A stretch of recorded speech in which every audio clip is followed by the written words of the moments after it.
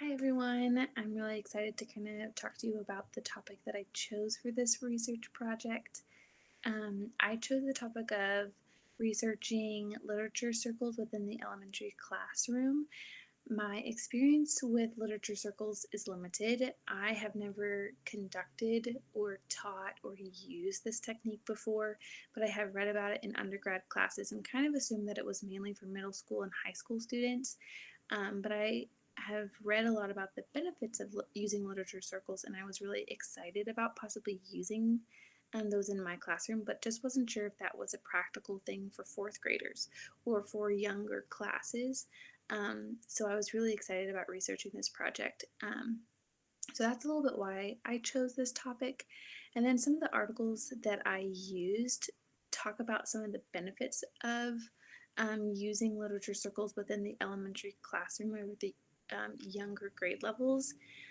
It talks about how, from a young age, students need to be practicing and growing their social skills, and how literature circles is an awesome way to do that. And there's this huge correlation between social skills and academic achievement. And so when students are able to articulate their thoughts and their ideas, pose questions, um, analyze text, make connections from the text to their world and themselves and other books, and being able to actively listen to their peers, those are skills that take they'll take for the rest of their life, and how important those skills are, and how cool it is that they get to do that over a book.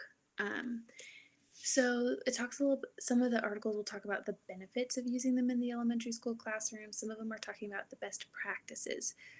How many students to a group should you have? Should you have roles and jobs for each of your students?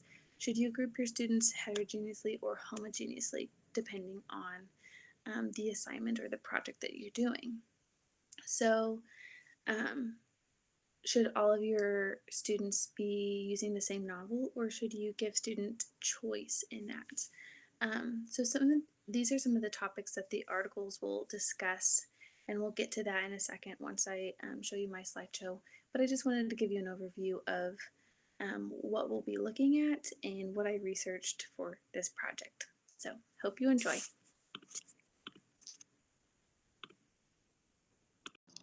All right, let's go ahead and jump on in.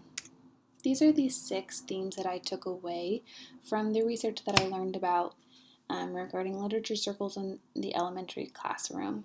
On the next slides, you'll find these themes along with supporting evidence from the authors. One of the biggest themes that I took away was the importance of teachers selecting the text and student choice. Teachers really do need to provide interesting, relevant, and appropriate texts so the students are engaged and motivated to read the novel or the text that they are reading.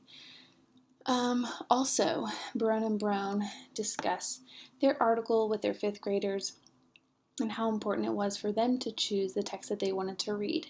This obviously is a motivation factor, an engagement factor, and students are taking ownership of their own learning. The second theme that I took away was modeling, observing, and discussing literature circles. So obviously modeling what you expect your students to do when they're together and working. Also observing, so this could look like observing a group in your own classroom.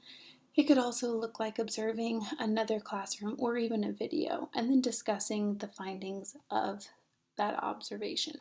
The next theme is form groups based on text.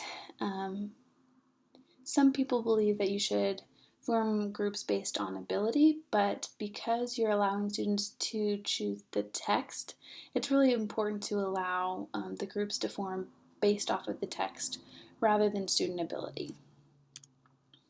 Also, assigning roles and jobs. Now, some of the research was a little bit conflicted here. Some people said that students really disliked it and were less motivated, where some teachers thought that it was really important to have those roles so that students were held accountable and they participated with their group. The next theme was practicing and reflecting, allowing a safe place for students to practice what they've learned is super important. And then even allowing them a time to reflect over their group. That could be listening to their conversation or even watching themselves as they interact. Last but not least is written response time and debrief. Students really respond well to time responding to either the novel or their time together as a group. They need that time to kind of wind down and even get their thoughts out on their notebook paper. Another thing is debriefing with the teacher. There's not going to be any group that's completely able to answer every single question, and so it's super important to have time with the teacher to debrief some of the maybe questions or vocabulary or anything that might be some of the literary elements that students are just unaware of. Anyway, I love learning about this topic, and I hope you guys enjoy reading my paper as well.